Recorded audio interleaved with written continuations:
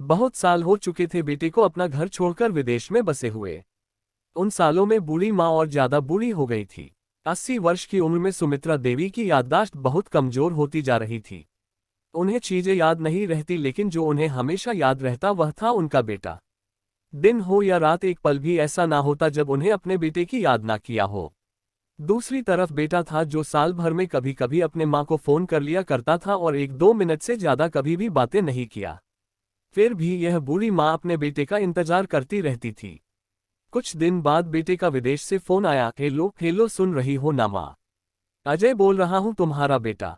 कैसी हो माँ? मैं ठीक हूँ बेटा, तुम बहू और मेरा पोता कैसा है? माँ ने पूछा। सब अच्छे हैं माँ, मैं अगले हफ्ते गांव आ रहा हूँ माँ तुम्हें लेने।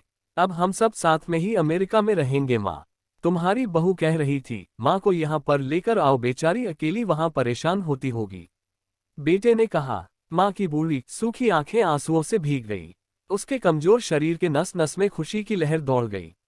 बेटे और बहू का अपने प्रति प्रेम देखकर माँ का मन खुशी से भर आया।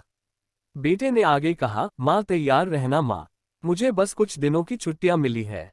जिससे जितने पैसे लेने हैं लेकर रखना, तब तक मैं प्रॉपर्टी डीलर से बात कर लेता हूँ। घर के लिए?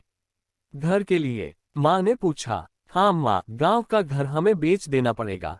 अब हम साथ में ही रहने वाले हैं तो वहां पर घर रखने का कोई मतलब नहीं है माँ, बेटे ने कहा।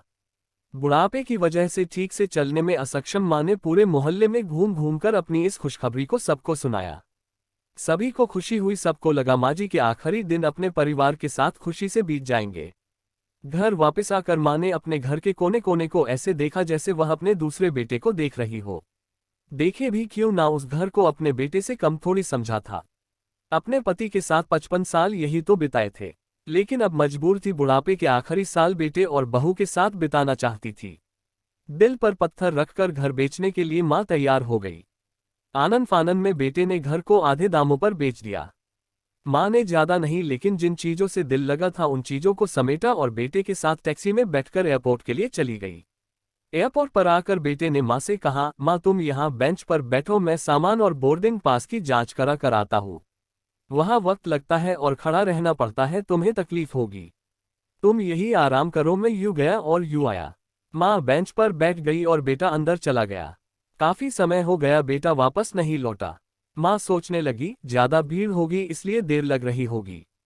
उद्धरण चिन्ह। अंधेरा होने को आया, अब तो लोगों की चहलकदमी भी कम होने लगी। माँ को अब चिंता होने लगी। एक कर्मचारी ने आकर पूछा, किससे मिलना है माँ जी आपको? यहाँ पर क्यों बैठी है? डरती हुई आवाज में सुमित्रा देवी बोली, मेरा बेटा अंदर सामान की जांच कराने गया है। अमेरिका जा रहे हैं हम। क्या नाम है माँ जी आपके बेटे का? कर्मचारी ने पूछा। अजय नाम है मेरे बेटे का, सुमित्रा देवी ने बताया। कर्मचारी अंदर गया और थोड़ी देर बाद बाहर लौटा।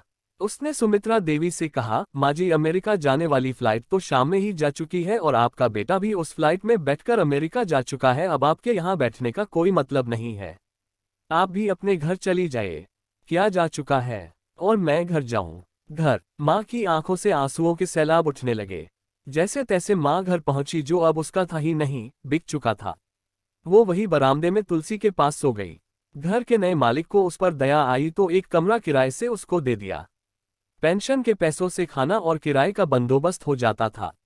दिन बीतने लगे। कुछ दिनों बाद घर के नए मालिक ने सुमित्रा देवी से कहा, माँ जी आप अपने रिश्तेदारों के यहाँ पर जाकर क्यों नहीं रहती है? इस उम्र में आपके लिए वही अच्छा होगा। अच्छा तो होगा, लेकिन अगर मेरा बेटा अजय वापस आया तो उसका ख्याल कौन रखेगा? मेरा बेटा बहुत भोला है, उससे अपना ख्याल रखना बिल्कुल नहीं आता।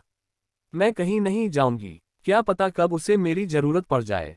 माँ ने कहा। दोस्तों, माँ की ऐसी बातें सुनकर आप लोगों की आंखों में आंसू आ गए होंगे।